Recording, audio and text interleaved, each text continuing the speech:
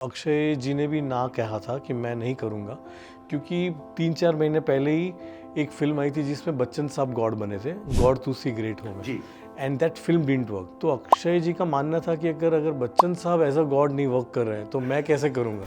एक दो मुझे थ्रेट आई थी, अक्षय जी को भी थ्रेट आई थी, परेश जी को भी आई थी, पर वो मैनेज हो गया इवेंचुअली, क्योंकि एक्चुअली जो फिल्म देखते थे उनको पता चलता था कि एक्चुअली बहुत ही बैलेंस्ड फिल्म है। भगवान इट इज़ नॉट अबाउट कि कुछ ऐसे स्टेटमेंट्स नहीं है जो किसी को हर्ट करे। What is the process of casting then and now? अभी क्या है ना, अभी ज़्यादातर कंटेंट पे पहले ध्यान देते हैं और फिर कास्टिंग होती है। पहले ऐसा भी होता था कि हमने उसको साइन कर लिया है। पहले आपने भी सुना होगा काफी कहानी बार लिख लो, हाँ। कि भैया वो साइन हो गए हैं, अभी उनके लिए करना पड़ेगा, उनकी डेट से कुछ जल्दी लिखो। अभी जिस तरह से सब इतने अवेलेबल हैं, इतने मैगजीन्स, इतने रील्स, इतनी सारी चीज़ों में आप उनको देखते हो, तो वो जो हमारा जो थिएटर के अंदर जाने का जो रोमांस था वो चला गया है। 3 things that you would want people to go back with when after they've seen Heer Express. 3 चीजें जो उनके दिमाग में आपके हिसाब से रहेंगी। जो मेरे हिसाब से रहेंगे, I think the first thing would be एक फैमिली का सपोर्ट और एक फैमिली की इम्पोर्टेंस आपकी लाइफ में। I feel you will just एकदम से realise how important your family is to you. The second would be never stop chasing your dreams, because no matter what, आप अगर आपका हार्ड वर्क है और अगर आपकी इंटेंशन ठीक है तो आपकी ड्रीम सक्सेसफुल होंगी। And the third will be that just live your life and you know हीर पंजाबी लड़की है तो जो मन में आता है वो करिए और जो आपको खुश करता है वो करिए, until and unless it's legal। Fever 104 और बातें तो हम करते ही रहते हैं। फाइनली रेडियो है, लेकिन जब शक्ल आती है सामने ना तो बातें करने में और थोड़ा मजा आता है। और शक्ल दिखती है कहाँ पे? ओहो, जब उसके ऊपर मेकअप्स लग जाए, जिसको क्या कहते हैं, उसे फेस पेंट कहते थे एक टाइम पे। लेटेस्ट फेस पेंट की जो हम बात कर रहे हैं वो है हीर एक्सप्रेस।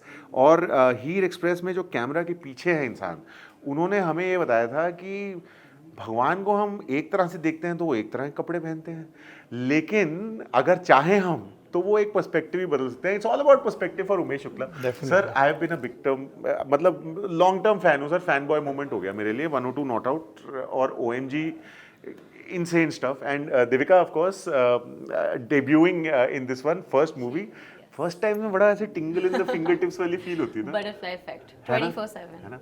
एंड मतलब शुरुआत में ही ऐसे दिग्गज मिल गए, मतलब वो ना, वो बाय एसोसिएशन थोड़ा धक धक होनी शुरू हो जाती है ना। Ashutosh Rana, Sanjay Mishra, sharing screen space with them must have been absolutely phenomenal, नहीं? It was. I was very nervous, but also, you know, I got to learn so much from them.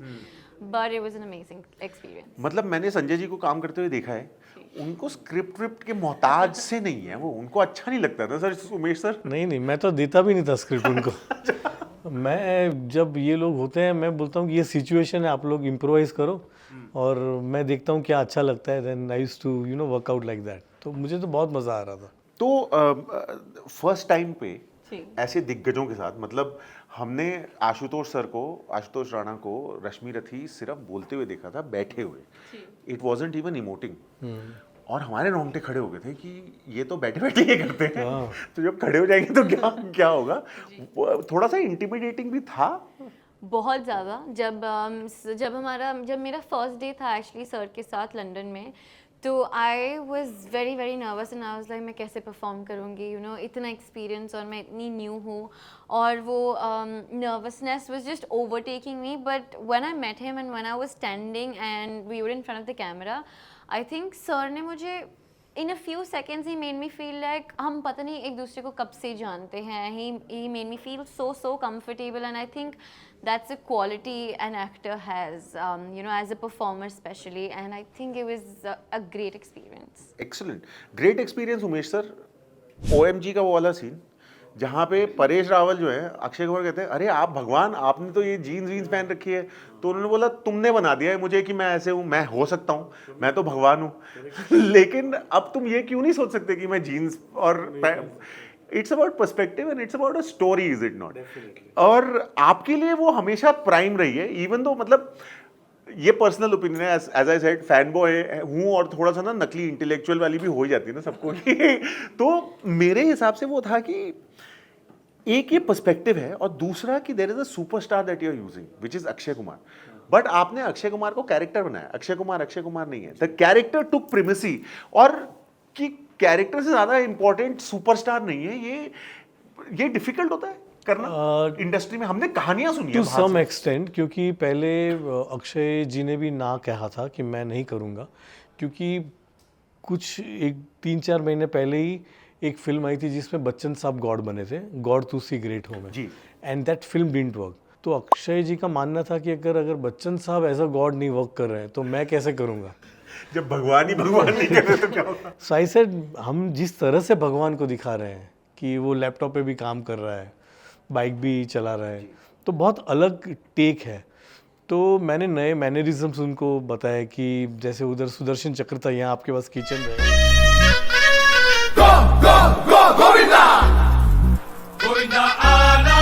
तो that all things really I mean उनको अच्छी लगी। और उन्होंने जब play देखा मेरा, जो पहले प्ले था, जी। देन ही जो गुजराती प्ले था, पहले गुजराती था, फिर हिंदी में भी बना और मराठी में भी बना, जी। तो 4 लैंग्वेज में था। तो वो जब हिंदी में प्ले देखा तो उसका रिस्पॉन्स देख के ही रियलाइज कि नहीं ये बहुत ही अलग डेप्थ वाला है और पीपल आर एक्सेप्टिंग दिस। एक होता है कि लोग एक्सेप्ट नहीं करते, पर लोग एक्सेप्ट कर रहे थे। Excellent story. आपने जो है ना, एक तो आजकल भगवान को हम लोग पेडेस्टल पे डाल चुके हैं, थोड़े डर भी लगता है उनसे, और स्टोरी के आइडिया के हिसाब से भी हल्की सी डरावनी थी वो अभी कुछ थोड़ी सेकंड गेसिंग हुई थी उसमें? थोड़ा बहुत हुआ था, 1-2 मुझे थ्रेट आई थी, अक्षय जी को भी थ्रेट आई थी, परेश जी को भी आई थी, पर वो मैनेज हो गया इवेंचुअली, क्योंकि एक्चुअली जो फिल्म देखते थे उनको पता चलता था कि एक्चुअली बहुत ही बैलेंस्ड फिल्म है। इट इज़ नॉट अबाउट कि कुछ ऐसे स्टेटमेंट्स नहीं है जो किसी को हर्ट करे। जो गॉड फियरिंग और गॉड लविंग के बीच वाला जो फास्ट जो था वो लोगों ने एक्सेप्ट कर लिया था। तलवार की धार पे चलने वाली कहानी थी, पर फिर भी बैलेंस थी। और आपने तलवार की धार को थोड़ा सा ऐसे घर सा बना लिया है। 102 नॉट आउट में भी कुछ हल्की सी धार तेज ही थी उसमें भी। बाप जो है वो बेटे को बोलता है कि तुम वृद्धाश्रम जाओ जी। तो कुछ मज़ा आता है। तो वैसे भी आप जब हीर एक्सप्रेस देखोगे ना, तो हीर एक्सप्रेस में भी एक ऐसा एंगल है फिल्म में जो आप जब देखोगे तब पता चलेगा कि नॉर्मल जो आप फिल्में देखते हो फैमिली फिल्म्स है, पर इसका जो बॉन्डिंग जिस तरह से हमने दिखाया है वो जेन्युइनली लोगों को बहुत ही अच्छा लगेगा और नया लगेगा। हालांकि सर वो सिर्फ टेक्स्ट ही था, पर ऐसा लगा कि उस टेक्स्ट के अंदर ना हल्का सा टपकता सार्केज्म सा दिखा था हमें जब आपने बोला ये एक पारिवारिक फिल्म है, साफ सुथरी पारिवारिक फिल्म जो आपने बोला था उसमें। बट देविका, एक वो होता है कि एक कहानी थोड़ी सी हल्की हो लेकिन रोल थोड़ा सा भारी हो, एक कहानी खूब भारी हो और उसमें रोल एज अ पार्ट हो। To begin your career as a part of a story, because Umesh sir की story is always the hero और द हीरोइन, मतलब इररिस्पेक्टिव ऑफ जेंडर। वो भी मतलब was that a tough decision to make? I think sir will be able to answer that better, but for me, मेरे लिए I think all of it worked so well. Story भी भारी थी और character भी भारी था, और सर ने मुझे फ्रॉम डे 1 जैसा प्रिपेयर किया और जैसे यू नो हाथ पकड़ के एक एक चीज़ बताई सिखाई, I think it just worked so well for me. So actually वो ऐसे ही था कि एक्टिंग आपको आती है वो अलग चीज़ होती है, in front of camera it's a different language all together. So we really worked hard on the craft of dialect जो भी था, क्योंकि पंजाब की रहने वाली लड़की लंदन गई है तो उसका जो थोड़ा बोल्ड क्या कहते हैं कि लाउड एक्सप्रेशंस जो जिसे बबली कहते हैं कि बबलीपना जो होता है वो एक ज़्यादा रहता है, और वहाँ आप एक अलग चैलेंज लेकर जाते हो, माँ का सपना पूरा करने जाते हो और वहाँ कितने हर्डल्स आते हैं। तो एक्चुअली दिविता के कंधे पे काफ़ी सारी चीज़ें एक ही फिल्म में डाल दी गई है। So and she really manage well. उसने काफ़ी हार्ड वर्क भी किया, मतलब she learn horse riding, chef भी है वो, तो शेफ़ का मैंने बोला कि नॉर्मल कटिंग नहीं चाहिए, प्रोफेशनल करते हैं वैसा चाहिए। So that she learn. Film में मैकेनिक भी है वो, तो कार भी थोड़ी बहुत चला लेती है, मतलब ठीक करना आता है उसको। और ये सारे एकदम क्लीशेज की तरह प्ले कर रहे हैं ना थोड़ा थोड़ा एकदम। दिविता, खाने की खुशबू बड़ी स्ट्रॉन्ग क्या सीन था खाने का क्या सीन था मतलब एक्चुअली मैं उस मूवी में एक शेफ़ हूँ और मेरी माँ का जो सपना है, जो मेरी माँ का ढाबा है, वो मेरा सपना है कि मैं लंदन में जाकर खोलूँ। And in the film you know सब मेरे खाने के बहुत बड़े फ़ैन हैं और I personally also love food. और हमने लंदन में बहुत एक्सपेरिमेंट किए। एक दिन एक हमारा फूड ट्रक मिस हो गया था and sir actually asked me to make food for everyone. So it was great. ठीक है यार मेथड एक्टिंग ये भी होती है क्यों हमेशा है ना बट अभी एक कंट्रोवर्सी हो रही है about you know clichés regional clichés playing out और जब मैंने ये देखा कि पंजाबी लड़की गोइंग टू लंदन ये ना बड़ा ऐसे मुझे लगा ये गड्ढा है जिसमें बड़े आराम से गिर सकते हैं ये क्लीशेज जो है they are very low hanging fruit नहीं सर इनको अवॉइड करने का क्या तरीका हो सकता अवॉइड ऐसा नहीं होता है। मुझे हमेशा लगता है कि success doesn't come easily, it takes lot of time to perfect our mediocrity. So sometime we feel कि अगर हमें ये गोली जो है वो लोगों के गले तक उतारनी है तो गोली है जिसमें पावर बहुत है, पर अगर उसको मुझे गले नीचे उतारनी पड़ेगी तो उसको मुझे थोड़ा ऐसा सहारा ले लेता हूँ जिसमें कैरेक्टर लोगों को कैरेक्टर में घुसने के लिए टाइम ना लगे। So sometime this type of cliche works because when you want to tell a bigger story like in oh my god if you see जी कि बहुत कड़वी दवाई थी, अगर किसी को कड़वी लगे तो लग सकती है, पर गले में उतारने के लिए उसको जिस तरह से ह्यूमर का हमने उसमें एंगल दिया था, जो ह्यूमर जो कहते हैं ना सार्काज्म, वो सटायर था। तो सटायर जो हमने वर्क किया था तो यही है कि कभी कभी एक्सपेरिमेंट करने में टप्पी इतनी जोर से जाती है बाउंसर कि वो सीधा वाइड चला जाता है। तो वो ध्यान रखना पड़ता है एज अ मेकर कि लोगों को इतना उलझाओ मत, कैरेक्टर्स में मत उलझाओ ज़्यादा, कहानी ये कहनी है ना। तो ये मेरा नज़रिया है। ये बहुत इंटरेस्टिंग पर्सपेक्टिव है कि कुछ लोग कैरेक्टर के ऊपर ही कहानी बेस कर देते हैं बट आपने हमेशा कहानी की प्रीमिसी रखी है। But again coming back to my point वो ये था कि आजकल ऑडियंसेस भी बहुत डिमांडिंग हो गई है। The world is their oyster, मतलब पोलैंड से लेके अमेरिका तक हर तरह का कंटेंट सबको पता है और सब एक्सपर्ट है। तो ये जो कड़वी गोली होती है ये उनको स्वॉलो कराना थोड़ा मुश्किल हो जाता है। It's a sensitive audience definitely. तो आपको लगता है कि ये आर्ट थोड़ा पेचीदा हो रहा है because of over exposure I would say. और सी मुझे लगता है कि मैं तो हमेशा हर चीज़ को पॉजिटिवली लेता हूँ।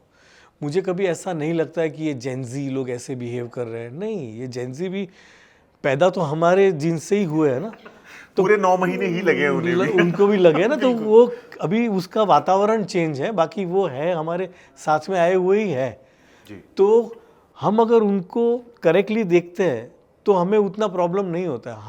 हमारे नज़रिए में इश्यूज जो है ना, हम अगर क्या धकियानुजी अगर हमारे ख्यालात पकड़ के बैठेंगे तो हम उनको नहीं समझ पाएंगे। तो वो वाला चीज़ है। दिविता ये आप ही के बारे में बात हो रही है। That's what I said, very true. But what do you think? I mean, perspectives, the primacy of the story, overexposure, ये सब हमारे लिए तो बाहर से बात करने के लिए बहुत अच्छी चीजें हैं, लेकिन आपके लिए तो it's a reality of your profession, so to speak. How does that work for you?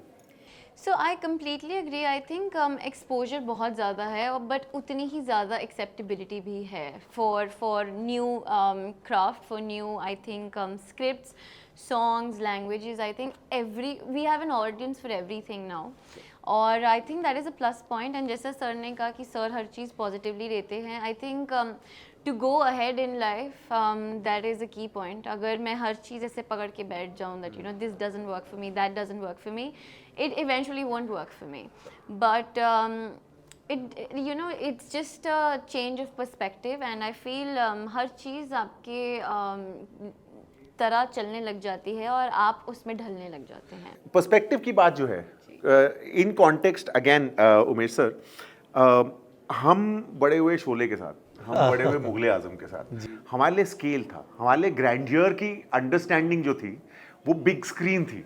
अब 35 mm में, अब 70 mm में, वो स्केल थोड़ा सा सिर्फ 6.6 इंचेस में आ गया। हाँ, वो मुझे कल्चरल शॉक जैसा मेरे लिए है, क्योंकि मैं नहीं देख पाता हूँ अभी भी जी। मतलब अगर कोई कहे कि फ्लाइट में 2 घंटा है वो शो देख डाल, 6 एपिसोड है निकल जाएंगे, मुझसे नहीं होता है, मुझे स्क्रीन बड़ा ही चाहिए होता है। तो वो मेरा एक्चुअली वो है पर्सनली मानना।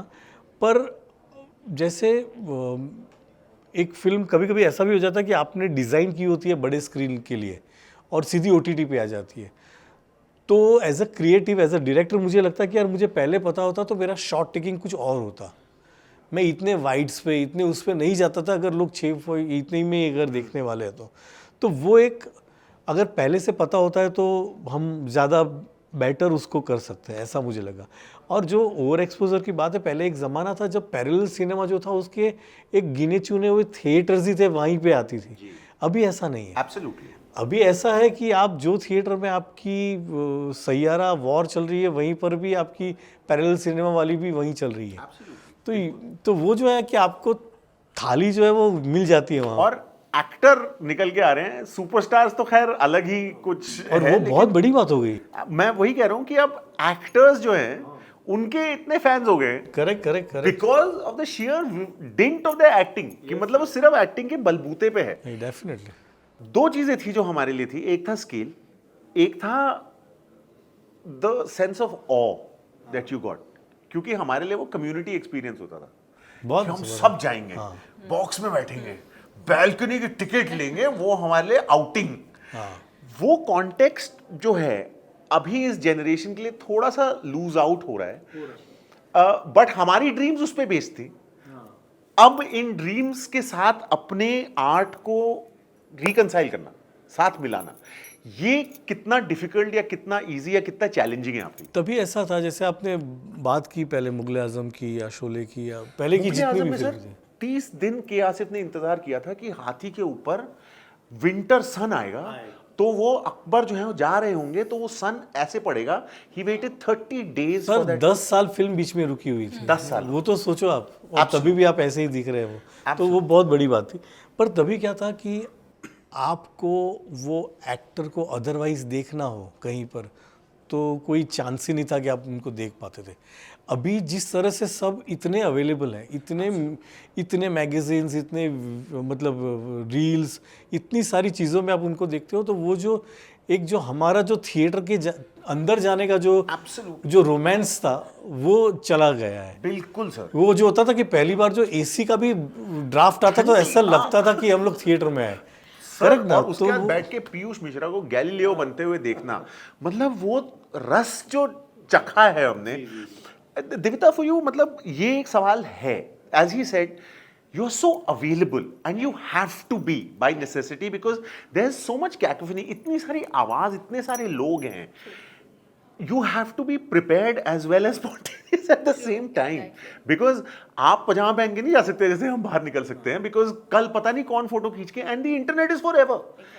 ये प्रेशर्स के लिए अपने आप को आप प्रिपेयर करते हो? Are you ready for it? How does it affect you? First of all I want to say that आप दोनों की बातें सुन के मुझे मेजर फोमो हो रहा है, because I wish I was there to experience all of this. This makes me so excited. I just have to tell you Divyata, sorry to interrupt, ये आई फील सो फॉर्चुनेट कि हमने ऐसे लोगों को ऐसी चीजें एक्सपीरियंस की हैं, और it's not a comment on you और the generation as such, but हम उस टाइम थे जब कस्प था, जब technology was challenging, but it was also something that would give us wonder. It was very new, I believe. हर चीज नहीं थी हमारे लिए, you know, and आज की डेट में वो सब इंक्रीमेंटल है। मतलब आप iPhone 15 से 16 पे ही जा सकते हो, लेकिन आपको ये समझ में नहीं आता कि ओए फोन खुलता भी है। हमारे लिए वो फोन से पेजर और पेजर से Absolutely. You know, so we've developed that sense of wonder, और वो जब दिखता है कि वो हमारा कॉन्टेक्स्ट, जैसे कि हम शोले की जिस तरह से बात करें, शायद आपके लिए वो कॉन्टेक्स्ट नहीं है क्योंकि वहां जाके लाइन में खड़े होके छोटी ब्लू टिकट खरीदना, but the pressure that you face are completely different. That's why I asked you that question. So please. So I believe आप एक जनरेशन के साथ या आप टाइम के साथ चेंज होते हैं, and that is the only option you have. And I really wish that I was born in 90s to feel all of this, but right now also I just believe that जैसा भी culture है और जैसा भी आजकल का दौर है, it is pressurizing, but at the same time it is fun to be in that pressure. It is very exciting कि आप हर रोज़ कुछ नया अपने आप को सिखा रहे हैं, आपके आसपास वाले लोग आपको सिखा रहे हैं, और जब आसपास या सोशल मीडिया पे, इंस्टाग्राम पे जब हम देखते हैं how people are being so spontaneous, I think it's a great source of inspiration. Like अगर मैं यही फिल्म अगर आज से 15-20 साल पहले बना था, then I wouldn't have thought of Divita. तभी ऐसे ही था कि ये जो 10 लड़कियां हैं उसी में से किसी को लो और ऐसे आप फिल्म बना लो. पर जब हीर एक्सप्रेस का राइटिंग प्रोसेस चल रहा था, तब मुझे था कि कोई नई लड़की ही चाहिए इस फिल्म में. तो जेन्युइनली ये मुझे कोई कौन सा फंक्शन था, लोकमत का कोई फंक्शन था, I just saw her and I said मुझे मेरी हीर मिल गई है, ऐसा लगा. तो वो जो था, जो हम एक ज़माने में पहले भी करते थे कि कोई अच्छा फेस मिल जाए. देन आई आस्क हर कि would you be interested. She said yes, मैं थिएटर तो कर रही हूँ, तो आप एक बार मेरा ऑडिशन ले लो. फिर दूसरे दिन ये ऑफिस आई, फिर हमने एक सीन इम्प्रोवाइज़ किया. तो वो भी एक जो अभी जो है ना, लोगों को काफ़ी चांस भी मिल रहा है. पहले इतने लोगों को चांस नहीं मिलता था. Absolutely. पहले इतने लोगों में ही इंडस्ट्री चलती थी और इतना ही होता था. जो मैं आपसे पूछना चाह रहा था Umesh sir, about the casting process and how that has changed. It be lovely to know कि what is the process of casting then and now. अभी क्या है ना, अभी ज़्यादातर कंटेंट पे पहले ध्यान देते हैं और फिर कास्टिंग होता है. पहले ऐसा भी होता था कि हमने उसको साइन कर लिया है. पहले आपने भी सुना होगा काफ़ी बार लिख लो, हाँ. कि भैया वो साइन हो गए हैं, अभी उनके लिए करना पड़ेगा, उनकी डेट्स है, कुछ जल्दी लिखो. तो ऐसा भी प्रेशर आता था कि इनकी डेट्स आ गई है और जल्दी कुछ लिखो. और फटाफट कुछ बन जाती थी कहानी, और उनके आसपास कुछ एक वर्ल्ड क्रिएट करते थे. या ये भाई बन जाएगा, ये दोस्त बन जाएगा, ये हीरोइन हो जाएगी, और ऐसे फिल्म बन जाती थी. अभी कंटेंट क्योंकि इतना सारा अभी आ गया है, प्लेटफॉर्म्स और इतने सारे एवेन्यूज़ हैं कि आपको कुछ नया हर वक्त सोचना पड़ता है. तो वो चैलेंजिंग हो गया है, और एट द सेम टाइम मज़ा भी आ रहा है कि चलो नई नई कहानी आ रही है, नए नए एक्टर्स आ रहे हैं. तो वो है. मैं यही पूछने वाला था सर कि मतलब हमने जब देखना शुरू किया था, when we start consuming content, भूख थी. हाँ. और उस भूख के लिए छोटे छोटे मॉर्सल्स मिलते थे कि भाई इतना ले लो. नाउ वो भूख जा चुकी है, अब टेस्ट है. तो in a time when Heer express is also competing with a huge OTT release on BBC, on Netflix, on Prime, जहाँ भी, to be memorable, where everything is 5 seconds, ये एक चैलेंज जो है, ये थोड़ा सा डरावना है. How do you prepare for that? Is there a way that, what is your benchmark, so to say, of your art or your craft? So if I have to talk about this movie, and the benchmark that I have in mind is ये एक actually साफ सुथरी पारिवारिक film है. और अगर मुझे दिखता है that people are going with their families and coming back excited, और मतलब ये मूवी आपको हंसाएगी भी, रुलाएगी भी, and जैसा सर कहते हैं, I think it will just make you a better family. And if I see that happening, and if I see all the generations going together, that is the benchmark I have for this film. Excellent. Sir ये सवाल आपके लिए भी उतना ही relevant है मेरे ख्याल से, मेमोरेबिलिटी वाला. हाँ, जिसने मेरा जवाब दे दिया. Anyways, पर बात यही है कि मैं हमेशा मानता हूँ कि आप कोई भी फिल्म बनाते हो, या जैसे मैं थिएटर से, या मेरा कोई भी प्ले भी होता है, तो just for the sake of entertainment नहीं मैं बनाना चाहता हूँ. मुझे हमेशा ये लगता है कि अगर मुझे कोई एक प्लेटफॉर्म दिया गया है to show my craft, then I tell something जो आपके साथ जहन में रहे फॉर द ईयर्स. तो वो एक इंटेंशन था जो आपने मेरी पहली फिल्मों में भी देखा होगा कि like 102 not out, I have seen 3 generations watching together. तो वो एक आइडिया था कि अभी इतना क्लेश, मार धाड़, खूना मरकी सब चल रही है कि उसमें अगर एक ऐसा फ्रेश कंटेंट आता है जो फैमिली को साथ में लेकर आए, ऐसा अगर कंटेंट बनाते हैं तो लोग जाएंगे, ऐसा मेरा मानना है. और मैं कहता हूँ कि आप फैमिली के साथ जाओगे और आप बेहतर फैमिली बनकर बाहर आओगे, क्योंकि कहानी ऐसे कह देगी ना कि आप जब बाहर आओगे तो इधर you will hold your fathers hand और यू विल हग हिम, वो वाली बात जो है ना वो ये फिल्म में है। खैर आगे बढ़ते हैं।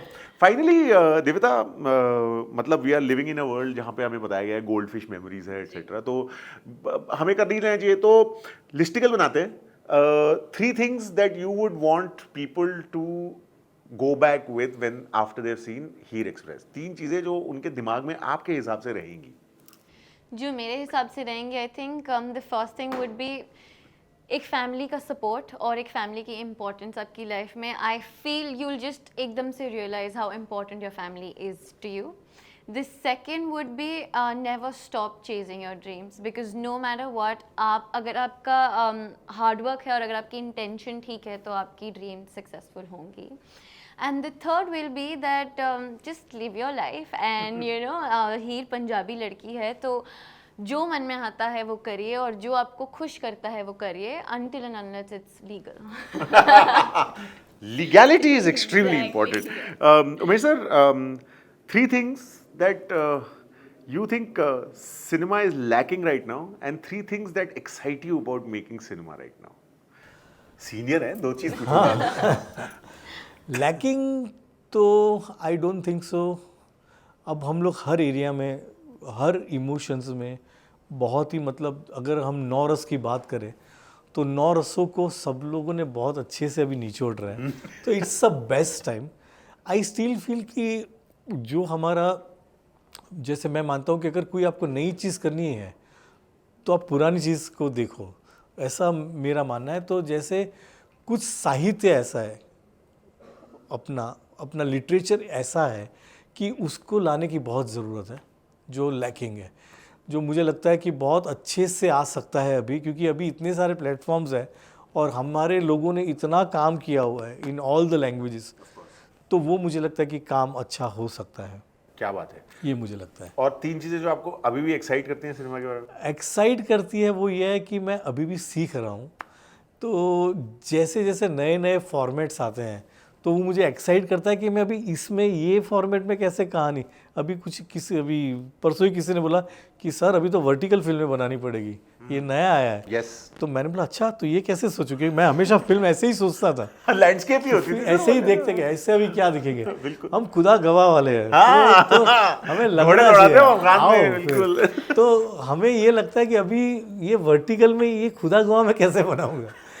तो वो जो चैलेंजेस जो है वो है। और दूसरी चैलेंज ये भी है कि नया जो जनरेशन आ रहा है, अगर if I have to be with them, मतलब मुझे अगर उनके साथ रहकर उनको अगर अंदर लेकर आना है तो मुझे उनको समझना है।